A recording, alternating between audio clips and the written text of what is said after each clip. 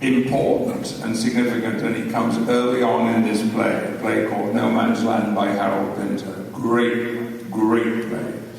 And my character says to another man he's sharing a scene with, this other character in the scene will be played by Ian McKellen. And I say to him, tonight you find me on the last lap of a race I had long forgotten to run.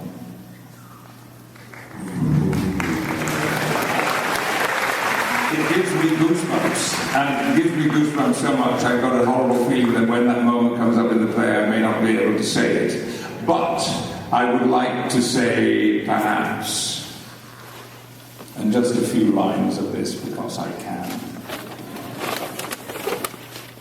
Tomorrow, and tomorrow, and tomorrow creeps in this petty pace to the last syllable of recorded time, and all our yesterdays have lighted fools the way to dusty death. Out, brief candle. Life's but a walking shadow, a poor player that struts and frets his hour upon the stage and then is heard no more. It is a tale told by an idiot, full of sound and fury, signifying nothing. Thank you.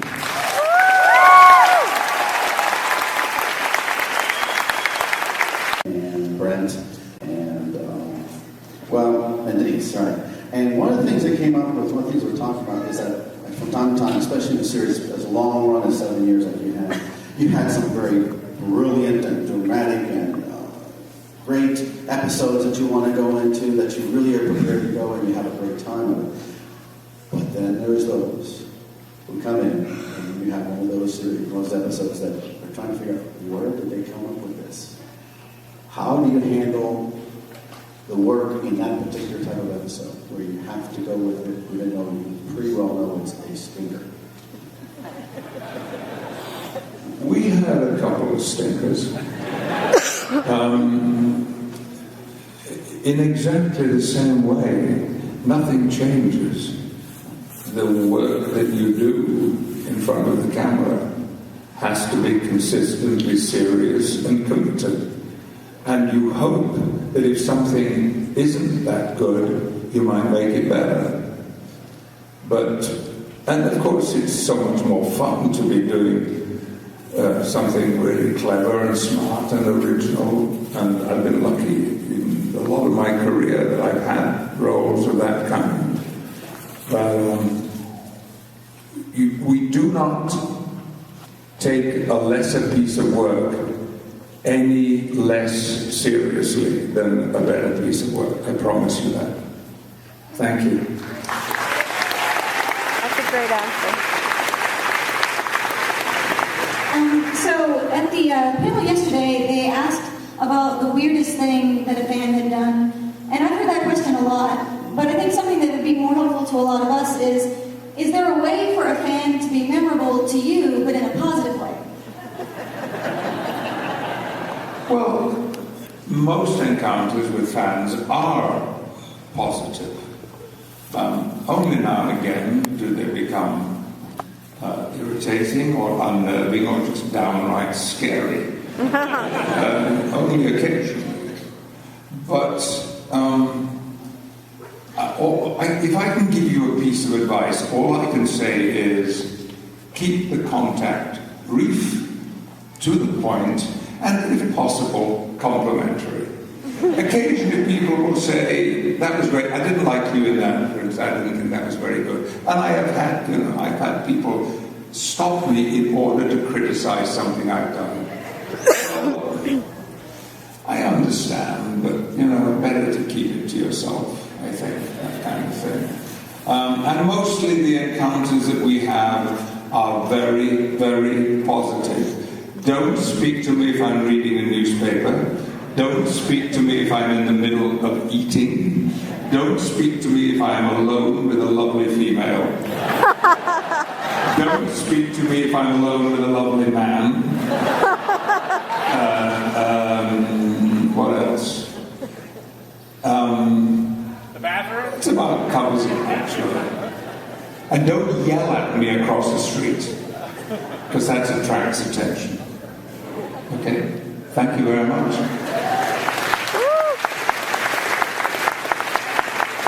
Love the kilt, sir. It's very cool. Love it, love it, love it. Sir Patrick, Star Trek introduced me to Shakespeare. I'm a Shakespeare fan, and I think you might have answered my question. What's your favorite line of a Shakespeare play? And if you would mind reciting any part of the Adjutant speech. Well, I don't have a favorite play. I love so many of Shakespeare's plays for so many different reasons. And there is such a huge range and variety of writing in his 37 plays. I've loved so many of the characters in Shakespeare that I played, some of them relatively small and insignificant.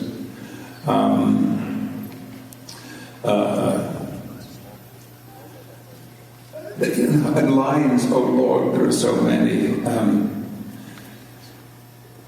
I know a bank where the wild tide blows, where oxlips and the nodding violet grows, quite over-canopied with luscious woodbine, with sweet musk roses and with eglantine. There sleeps Titania sometime of the night, lulled in these flowers with dances and delight. And there the snake wraps his enamelled skin weed wide enough to wrap a fairy in. And with the juice of this I'll streak her eyes and make her full of hateful fantasies. Thank you.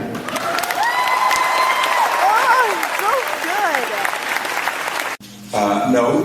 Then soon after that, I got a call from Seth MacFarlane, who I already knew because I've been watching Family Guy and thinking that it was brilliant, and asking me if I'd be in his series. And we're now in our 8th season of American Dad, and it's so much fun. You can only imagine how much fun we have. Of course, it's just me and a microphone, and usually I'm in London, or occasionally in New York, and they're in LA. And 2 or 3 times I've got to the studios in LA and recorded there. And I get such a kick out of Family Guy. My character is fabulous and ghastly at the same time. Yeah. And soon, not long after that, I was in the market one day, doing a little bit of grocery shopping, and my phone rang, and a voice said, "Oh, hi, Patrick, this is Ricky Gervais." And I said, "Oh, yeah, come on," because I have a friend who does impersonations, really good impersonations. And he said, no, it really is Ricky Gervais, and I'm doing this show called Extras. I don't know if you've heard about it, but I wondered if you like it. So there I was doing comedy with Ricky Gervais and having the time of my life. That morning's work in which we shot the clothes falling off scene was,